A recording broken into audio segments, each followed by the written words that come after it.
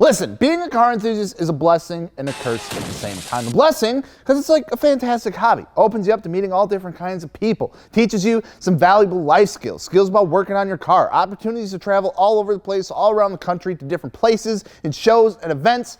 And also a curse because pretty much any disposable income that we ever have just gets dumped straight into our cars. Like the whole joke about like living off ramen is like all fun and games until you're like actually living off ramen because you want to buy a new exhaust for your car. Even though, you know, all of that, we still love every bit of it. And we continue to put ourselves through this time after time after time again. And after a while, you kind of get to like see a trend of these things that really hurt and things that, you know, maybe weren't so bad. What I'm trying to say is that modifying cars is an expensive hobby and a rabbit hole of one at that. And there are a lot of ways and reasons that our cars can make us just go broke in a real quick hurry. So let's talk about that, shall we?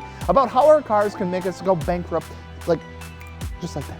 And maybe some things to watch out for and some tips on not falling for the same old tricks again in today's episode of Strap for Cash.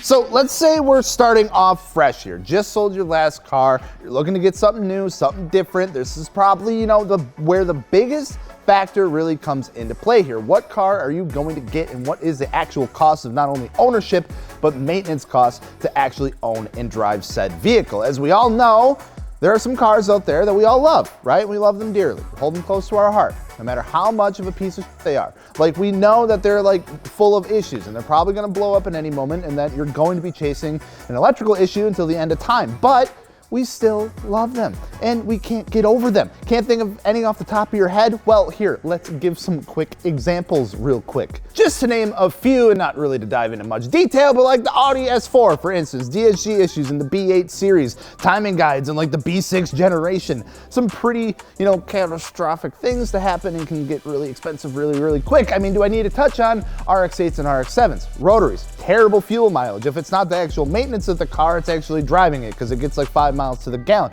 The cost of premix that you have to put into your gasoline because they decided to make a 2-stroke engine, replacing spark plugs because of that like every 10,000 miles, and eventually just leading you to an engine replacement or rebuild. Subarus.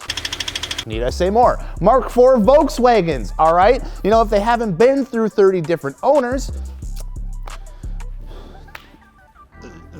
say less. The rust issues, they got like, you know, the freaking like front fenders, they rust out. They got weird electrical problems. E55 AMGs, like to do the brakes on that thing is like $1,000. You got 16 spark plugs for a V8 engine. It costs like $300 to replace the spark plugs. Skylines, like the RBs, insanely expensive platforms to own. Parts are really expensive, kind of hard to get a hold of, and they just tend to break all the time, ask Sam. And of course, many more. But I mean, that's oh God. But I mean, that's a pretty easy one to pick at. Every car has their weird quirks to them, it's just how it goes. It just seems that some have like way more than others, and some pretty serious ones as that. For cars like this, it's super important to know the vehicle's history. How many owners has it actually had? If there's been any major work done to it, where are the receipts? Who did the work? Is that person known for working on those types of cars? Super, super important. Otherwise, you will more than likely get blindsided by one of those cars' known issues before you know it. But like I said, that's just the beginning. This is a whole can of worms we're opening up. There can be so much more that plays into nickel and diming you when it comes to our cars. Another big one to watch out for would be the high insurance costs. I know this seems like a boring point to touch on, but that's really does add up. There's nothing worse than finally finding the car you've been looking for or finally saving enough to afford that car of your dreams just to get slapped with like an insanely high insurance rate for it. The thing is, you're already to that point, you got the cash in your hand, you're ready to buy it most of the time. You know, that's like an afterthought than when we just pull the trigger on a new car and worry about it later. And then come to find out, the insurance is like as high as a freaking car payment. Doesn't really leave a whole lot of room for modifying the car when, you know, you're paying that much for it, which really sucks. That's a real quick way of getting bored with a car that you thought you would really love really quick. In 2022, cars like Altimas, Jettas, and even some Civics coming in with like the highest insurance costs when it comes compared to other vehicles on the road. So it's always a good thing to check what insurance would be on something before even picking it up, even if you think it wouldn't be that bad. What's the most expensive thing that you can think of, you know, when it comes to your car other than modifying it? Well, driving it. specifically if you're using it for some sort of motorsport. Believe it or not everyone is building their car to park it in shows around the country, but to actually use them for things like autocross, time attack, drifting, and much more. Surprise, surprise, you push your car to the limit of things, they tend to break like quite a bit. Not to mention a lot of parts that are considered like wear parts, like your tires and your brakes, you burn through like super fast. Usually after every event, you're fixing things or switching things out for the next time, changing fluids, making sure that the next time you bring the car out to the track, it's ready to go and isn't gonna leave you stranded. And you spent a whole bunch of money for a track day and you're sitting in the pits the whole day. And that adds up. I mean, it's not breaking news, right?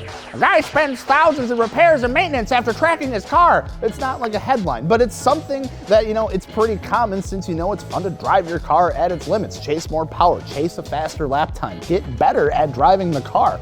But again, one of those expensive rabbit holes that are pretty easy to fall into. Living in what's known as the Rust Belt is as it sounds. It's literally like cancer for cars. Once it has it, it takes a lot of time and money to fully get rid of it. You can't just slap Bondo over it, even though people try.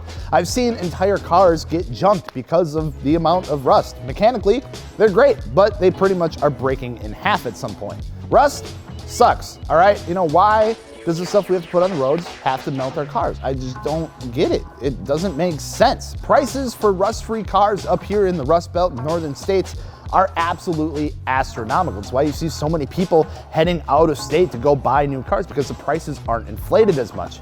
Don't fall for the whole, oh, well, it's just surface rust, or it's a dime-sized rust spot on the rear fender, because if it's showing on the surface, I can almost guarantee it's worse underneath. And where you can't see it, it will continue to spread if not taken care of right away. And the best way to get rid of rust is to remove that section completely. So if that's cutting an entire piece out of your car and re-welding it a new piece, or just replacing an entire panel, that stuff can add up super quick. And for someone to do it right, it costs a ton of money. So at the end of the day, I mean, yeah, our cars are money pits, not anything new. We kind of knew that, but there are some things that you can take into consideration when you're looking for a new car, or if you're looking to do something with your new car, make sure to budget it the right way so you don't end up eating ramen for the rest of your life, unless you like that. There's nothing wrong with ramen, all right? Maybe you just want to switch it up a little bit. I couldn't eat the same thing every day.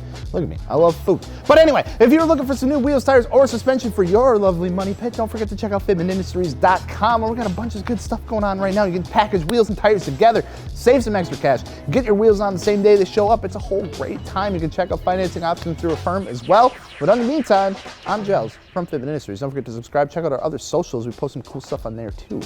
We'll see you later.